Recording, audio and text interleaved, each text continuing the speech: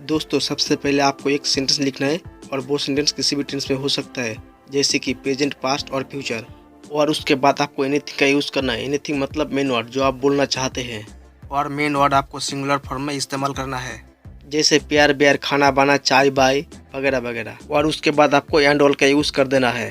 तो आइए अच्छे से समझने के लिए कुछ एग्जाम्पल लेते हैं और अपने डाउट को क्लियर करते हैं।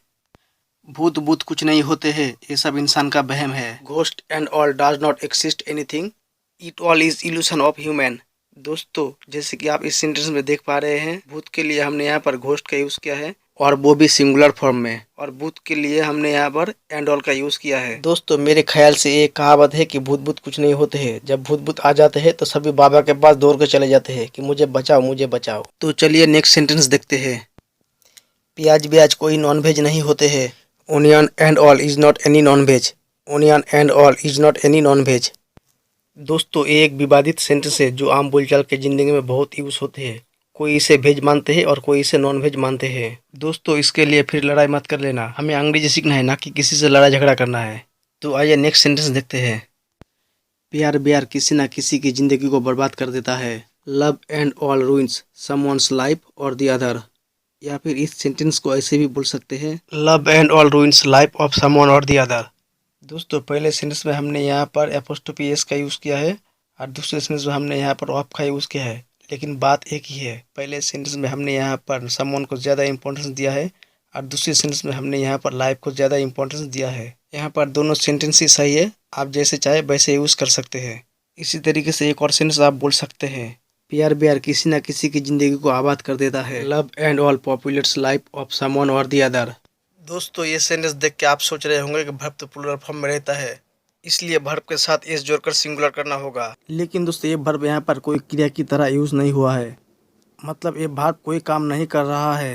हर नाउन सिंगुलर फॉर्म में रहता है और हर वर्ब प्लूरल फॉर्म में रहता है, लेकिन नाउन के साथ एस जोड़ने से नाउन प्लूरल बन जाता है और वर्ब के साथ एस जोड़ने से वर्ब सिंगुलर बन जाता है। दोस्तों ये वर्ब यहाँ पर एब्स्ट्रैक्ट नाउन की तरह यूज हुआ है। अगर आप इस तरह के सेंटेंस में किसी वर्ब को यूज करना चाहते हैं तो आपको वर्ब के साथ एस नहीं जोड़ना है। यहाँ पर वर्ब एब्स्ट्रैक्ट नाउन की तरह यूज होगा, इसलिए वर्ब के साथ एस नहीं जोड़ना है। दोस्तों एब्स्ट्रैक्ट नाउन क्या है थोड़ा जान लेते हैं। एब्स्ट्रैक्ट नाउन जिसका कोई फिजिकल एक्सिस्टेंस नहीं होते हैं, जिसे हम देख नहीं सकते, छू नहीं सकते, केवल एहसास कर सकते हैं, इसे हम एब्स्ट्रैक्ट नाउन बोलते हैं, मतलब भाववाचक संज्ञा। तो आइए फटाफट कुछ और सेंटेंस देख लेते हैं। प्यार ब्यार के चक्कर में मत पड़ो। Don't rely on love and all. Don't rely on love and all. School फिस्कूल जाया करो नहीं तो फेल हो जाओगे। You should go to school and all or else you will fail. Mobile खरीदना कोई बड़ी बात नहीं है। Buying a mobile and all is not a big deal. Buying a mobile and all is not a big deal. या फिर ऐसे बोल सकते हैं, to buy a mobile and all is not a big deal. To buy a mobile and all is not a big deal. उसके पास पैसा वैसा हुआ करता था लेकिन अब वो भिखारी है। He used to have money and all but he is a beggar. He used to have money and all but he is a beggar. वो बहुत शराब बराब पिया करता था। He used to drink too much wine and all. क्या तुम कभी गाना बाना सुनते हो? Do you ever listen song and all. Do you ever listen song and all. तुम्हारी पढ़ाई बढ़ाई कैसी चल रही है? How is your study and all going on. उसे इंग्लिश बिंग्लिश सीखने का भूत सवार है। He is crazy about learning English and all. हर शख्स इंग्लिश बिंग्लिश सीखना चाहते हैं। Everyone who wants to learn English and all. जरूरत से ज्यादा खाना बाना मत खाओ। Don't eat food and all more than enough. मैं किसी पिज्जा को नहीं जानता हूँ। ये सेंटेंस आपको कमेंट बॉक्स में लिखकर बताना है।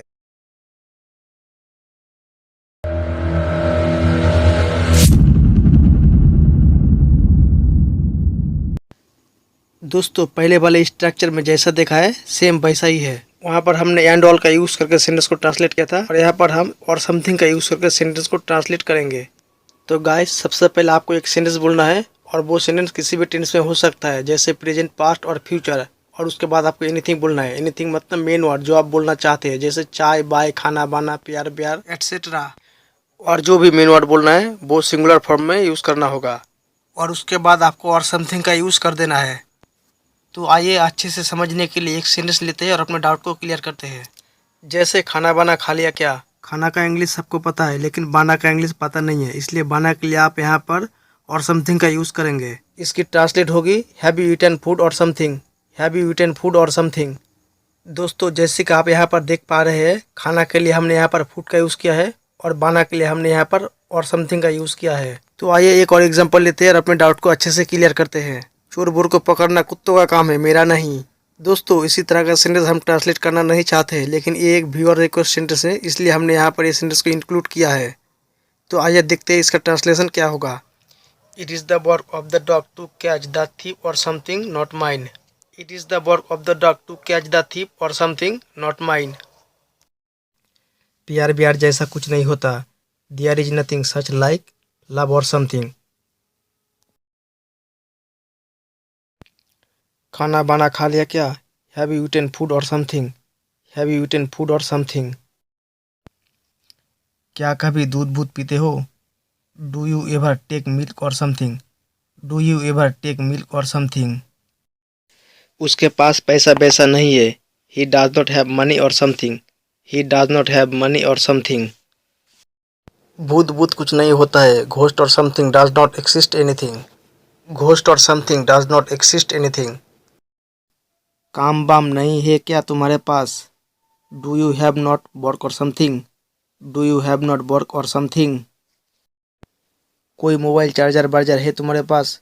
Do you have any mobile charger or something. Do you have any mobile charger or something. अंधेरे में मत घूमो, कहीं ऐसा ना हो कि कोई भूत भूत तुम्हें पकड़ ले। Don't wander in the dark lest any ghost or something should capture you.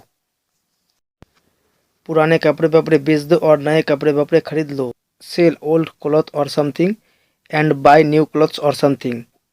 Cell old cloth or something and buy new clothes or something. काम वाम कर लो कुछ। Do some work or something. Do some work or something. पढ़ाई बढ़ाई बहुत कठिन subject है बच्चों के लिए। स्टडी और something is a very difficult subject for children.